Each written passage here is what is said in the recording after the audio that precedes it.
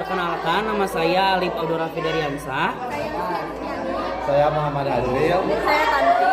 Saya Dinda Manda. Kami dari kelompok mata kuliah Pancasila akan memaparkan video hasil wawancara kami terkait beberapa topik permasalahan sebagai tugas proyek mata kuliah ini. Selamat menyaksikan.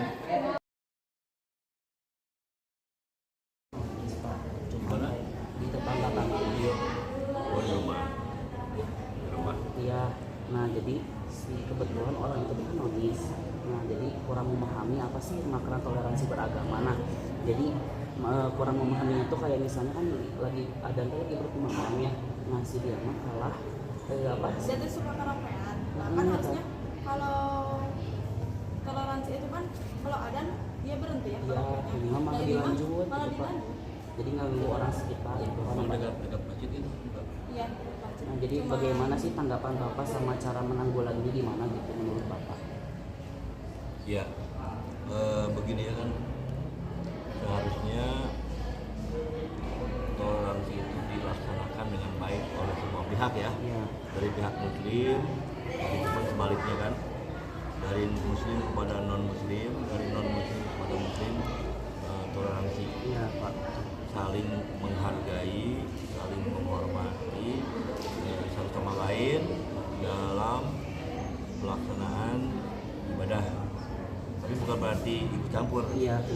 Saling menghargai artinya ketika umat Islam sedang beribadah, maka contohnya ini, umat non muslim hormatilah, jangan sampai ibadahnya umat Islam terganggu, kan begitu ya. Dengan azan kan itu sudah isyarat mau ibadah kan. Iya. Nah, walaupun lebih duluan misalkan karaokean dari jam 9-10 ya, pas azan pelankan lah, harusnya kan begitu. Itu kan toleransi. Iya. Nah, sampai yang adan-adan yang karaoke, Iya, Pak. berarti dia kurang paham Iya. tentang toleransi.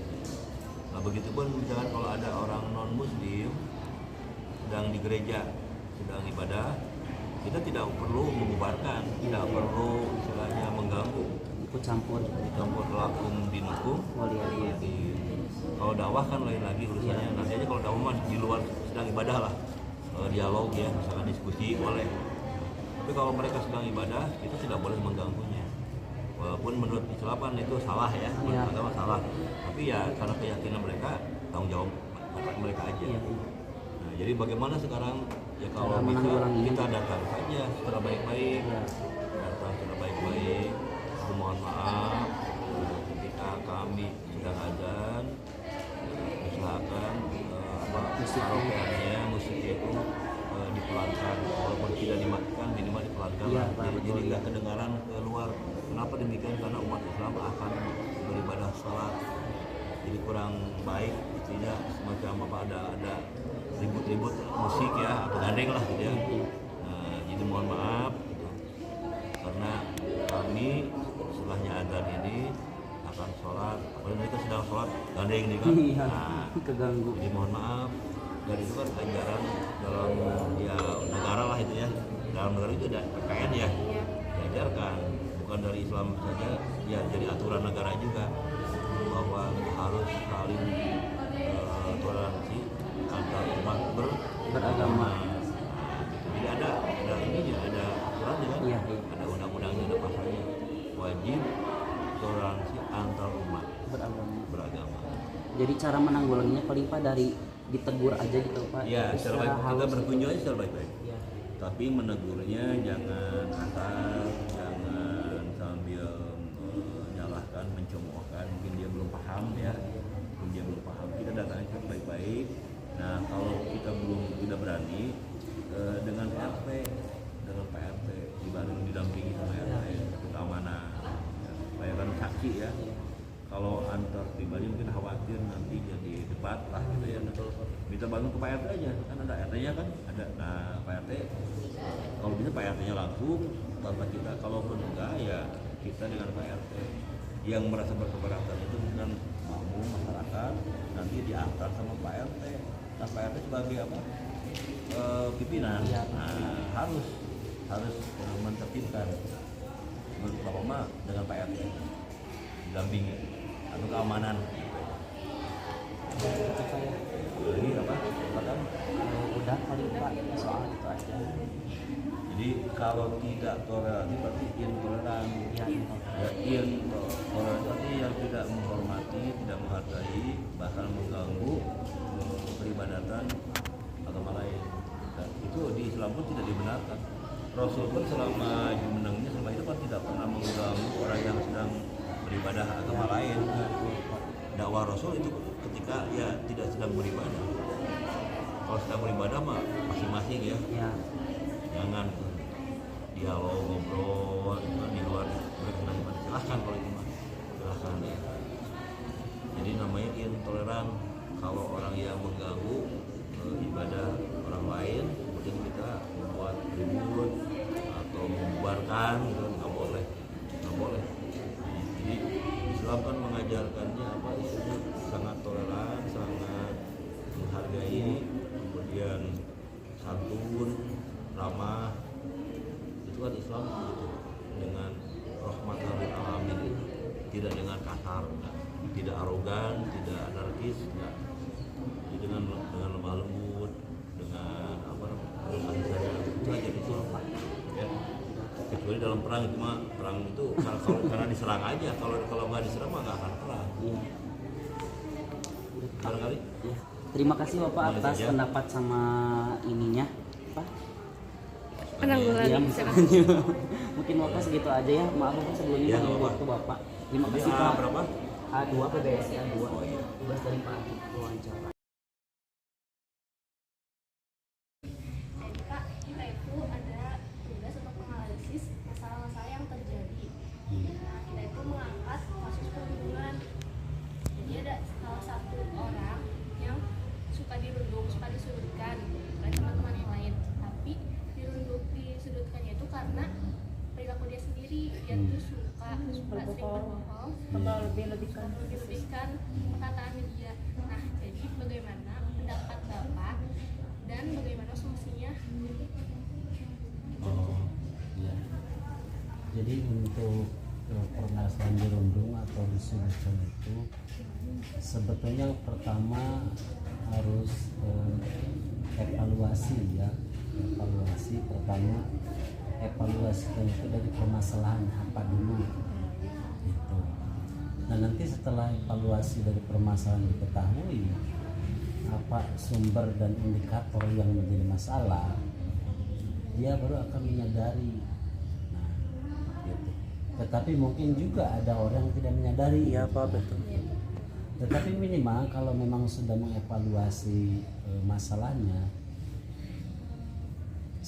jadi masalah tersebut bisa diketahui gitu kan, apa sumbernya, indikator masalahnya apa gitu kan, dan terus dampak masalah itu akan apa gitu, nanti akan diketahui.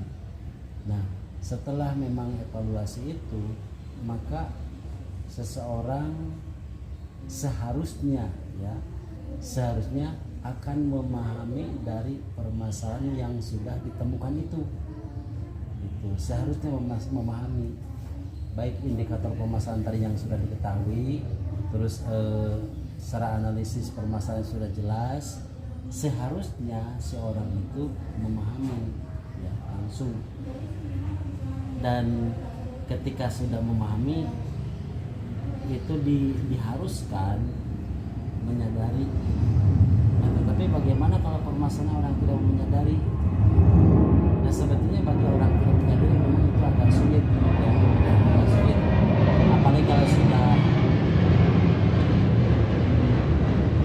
Apalagi kalau sudah memiliki mental block. Nah, mental block itu jadi saya sudah tidak mau menerima pendapat orang lain, Iya. gitu. Jadi merasa ini sudah benar gitu kan.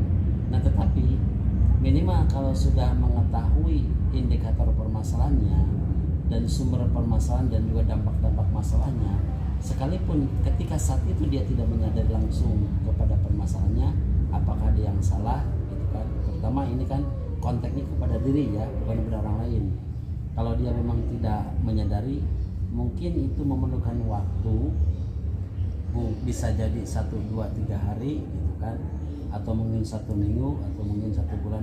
Tetapi minimal kalau memang sudah dievaluasi permasalahannya setelah diketahui indikatornya, itu dia akan memiliki catatan dari riwayat yang pernah dialami. Nah itu karena memang kesadaran seseorang itu ada yang bisa sekaligus, ada yang bisa membutuhkan waktu gitu. Kalau yang sekaligus itu biasanya orang yang memiliki perasaan yang sensitif gitu kan, atau dengan intelektualitas keilmuan itu akan bisa cepat. Tetapi kalau memang tidak memiliki perasaan dan tidak memiliki intelektualitas, baik itu kan perasaan hati dan intelektualitas pemikiran, itu biasanya agak lambat untuk memahami permasalahan tersebut. Nah makanya kalau dalam agama itu kan sebetulnya mah ada yang pertama kalimat ihtisabun nafsi, mengoreksi diri sendiri, itu dalam agama. Introspeksi diri, bahasa filsafat nama gitu kan, introspeksi diri. Kalau bahasa agama ihtisabun nafsi, mengoreksi diri, apa sih yang salah, kenapa sih bisa gitu. Nah itu kan itu ihtisabun nafsi atau introspeksi diri. Dan yang kedua, apabila memang dia tidak memiliki rasa dan intelektualitas itu harus sering diingatkan. Makanya jadi solusinya harus diingatkan gitu ya Pak ya. Harus diingatkan. Dalam agama kan ada watawan ala diri, saling mengingatkan dan kebaikan gitu kan. Terus ilaladin yang kalau dalam muasir itu dikatakan watawasaw bil haqqi watawasaw bis sabr, saling memberikan mengingatkan dalam kebenaran atau dalam kesabaran. Itu di dalam agama. Nah yang kembali kepada tadi itu akan kembali kepada dirinya sendiri, karena memang dalam permasalahan itu ada dua ya, satu yang bisa sadar sekaligus dan yang kedua membutuhkan waktu. Karena orang sadar itu ada yang spontanitas, orang sadar ada yang bisa nanti beberapa waktu depan. Biasanya seringkali dia mendapatkan kesulitan karena kan kesulitan itu dampaknya sebenarnya dari kesalahan diri sendiri. Kayak contoh gini, orang sering menghina orang tapi dia tidak sadar menghina orang. Nah pasti suatu waktu dia akan dihina oleh orang. Mungkin pertama kali dihina orang dia tidak akan menerima. Nah lama-lama 2, 3 kali, 4 kali dia akan merasa kenapa sih saya sering begini gitu kan. Nah dari situ dia mulai akan membukakan pikirannya, membukakan hati, akan kembali kepada kesadarannya. Jadi itu ya, kesadaran seseorang itu ada yang spontanitas, ada yang membutuhkan waktu. Itu mungkin dari ada lagi nggak yang jadi intinya mau saling mengingatkan. Kalau konteksnya, jadi ini kan konteksnya kalau dari pertanyaan tadi, kalau konteksnya kepada personal gitu kan, itu dia membutuhkan perasaan dirinya dan intelektualitas dirinya gitu kan. Kalau memang dia memiliki rasa, dia pasti akan langsung menyadari. Nah tetapi kalau konteksnya dengan orang lain gimana, dia saling mengingatkan. Mungkin pertama kali diingatkan dia tidak akan menerima, terus ingatkan dia tidak akan menerima. Ya, yang perlu dengan konteks dengan teman atau dengan orang lain, apabila konteks mengingatkan pertama dalam versi seperti ini tidak diterima, cobalah metode yang lain. Tapi yang pada intinya saling mengingatkan, karena kan metode-metode mengingatkan banyak gitu kan, tidak hanya satu kali saja gitu. Bisa dengan ucapan. Kalau ucapan tidak diterima karena dia konteksnya umpamanya dia paling tidak suka umpamanya orang lain ngedoktrin atau nasihatin dia gitu kan, paling tidak suka gitu kan. Nah coba pakai candaan gitu kan, itu pakai candaan atau pakai retorika gitu kan. Kayak umpamanya, saya ceritain saya pernah punya cerita ini yang konteks ceritanya itu sama dengan konteks itu, hanya si perannya aja diganti, padahal sebetulnya saya menceritakan peran dia gitu kan. Nah tetapi cerita dengan dia cuman subjek perannya itu orang lain. Jadi dia tidak dengan sendirinya tidak menyadari bahwa kita itu sedang menceritakan dia gitu. Kan bisa aja. Itu metode-metode cara menyanyikan itu mungkin yang. Dan terakhir kalau memang tidak bisa ya kita doain aja lah. Iya benar Pak. Doain dia biar jadi orang soleh, Amin, solehah, amin. gitu kan. Itu paling yang terakhir. Kalau dalam bahasa agama kan dikatakan itu orang-orang yang tidak bisa dinasihati orang mungkar. Jadi fayugoyir, berubah dulu gitu kan. Biadi biasanya itu berubah biadi itu dengan ini apa? Dengan perbuatan. Perbuatannya contohnya seperti gini. Kalau umpamanya dia itu tidak pernah ngasih makanan gitu kan, saya sering ngasih makanan ke dia, nah tapi dia tidak pernah menyadari bahwa dia itu dikasihani oleh saya gitu kan. Nah itu, nah coba suatu waktu dia itu tidak pernah dikasih makan sama orang lain, bilang ke teman-teman gak usah kasih makan lah gitu kan, ngasih makanan atau ngasih jajan gitu. Kenapa? Biar dia sadar itu bahwa orang-orang itu tidak peduli sama dia gitu kan. Soalnya apa? Kalau ketika dikasih dia tidak paham bahwa itu kasih sayang orang lain, udah sama sekali jangan ada yang ngasih gitu. Karena apa? Kebaikan orang lain tidak diterima baik oleh dia gitu. Itu saya contoh. Nah itu bisa dicoba dengan apa? Perbuatan, dengan akhlak, itu nasihatnya. Yang kedua pabilisani, dengan ucapan, itu kasih nasihatinya atau kasih apa, diperingatkan. Yang ketiga dengan doa. Ya udah tuh sih. Gitu aja. Iya. Ya. Makasih banyak Pak.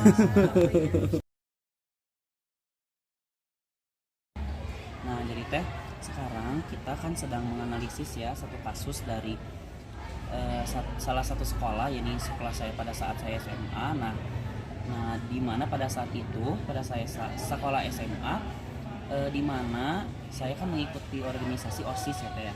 Nah di organisasi OSIS itu sendiri pemimpinnya itu adalah seorang wanita. Nah ini kan ada sangkut pautnya dengan kesetaraan gender ya teh ya. Nah bagaimana sih tanggapan teteh ya, menurut teteh apakah sah-sah saja seorang wanita itu memimpin sebuah organisasi, atau bagaimana sih solusi dari teteh atau misalnya tanggapan dari teteh mengenai hal tersebut supaya nanti kedepannya tidak terjadi lagi kasus seperti itu begitu teh. Oke. Kalau menurut aku kan berarti ini permasalahannya itu adalah di kesetaraan gendernya. Iya betul teh. Nah kesetaraan gender itu kan salah satu hak asasi manusia. Iya. Kita sebagai manusia gitu ya mempunyai hak untuk hidup baik secara terhormat, bebas ataupun bisa memilih jalan kita masing-masing Iya, gitu. betul.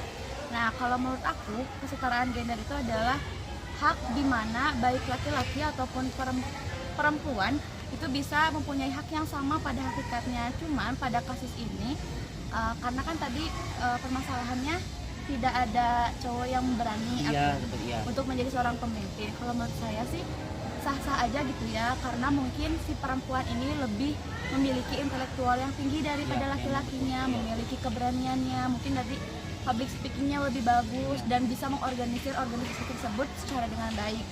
Cuman alangkah baiknya itu ya memang seorang pemimpin itu diharuskanlah seorang laki-laki jikalau memang masih ada laki-laki, karena kan kodratnya seorang pemimpin itu ya seorang laki-laki gitu, tapi ya tidak menutup kemungkinan untuk seorang perempuan bisa menjabat sebagai seorang pemimpin. Toh Indonesia pun pernah dipimpin oleh Ibu Megawati. iya, oleh perempuan, dan terlihat gitu ya di situ ada kesetaraan gender yang memang bisa disambil gitu.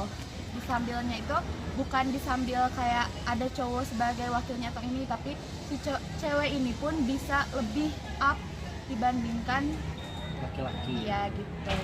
Terus solusinya mungkin nanti mah lebih apa ya, lebih dilihat lagi gitu ya di organisasi tersebut, adakah sumber daya perempuan yang memang intelektualnya tinggi melebihi cowok-cowoknya atau seperti apa. Jikalau ada, selagi masih prosesnya sebelum ada pergantian seorang pemimpin, ya alangkah baiknya supaya bisa memberikan ruang diskusi gitu. Jadi nggak cuma perempuan aja nih yang punya intelektual tinggi, tapi perempuan ini pun harus bisa merangkul anggotanya juga biar sama semuanya.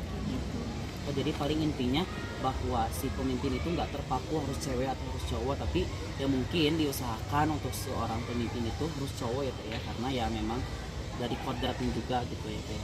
Mungkin ya segitu aja paling itu. Terima kasih atas tanggapan juga solusi dari Teteh, semoga bermanfaat bagi kita semua. Mungkin sekian.